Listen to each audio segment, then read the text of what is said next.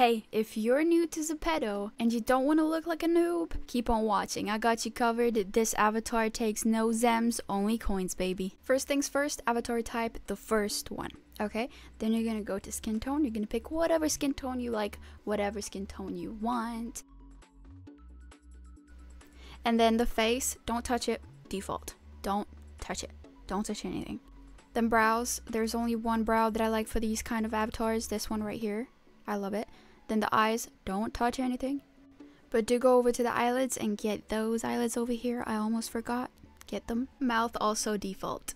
Don't mind her face right now because I was still in the process of making her. So I picked this hair and I also made it light because it looks like it's, you know, expansive. No, but if you don't have ZEMS but you want to look like you have ZEMS, subscribe. I'm going to be posting videos on, you know, how to look like you have ZEMS. But anyway, so the eye color, I went with the regular eyes and I made them lighter. The eye makeup, I gave her this liner. And then eyelashes, I love these. They look so nice. Lips, you know, gotta have some lipstick on. Blusher, I went with this and I picked the pink color. So here she is. You can copy down everything from here.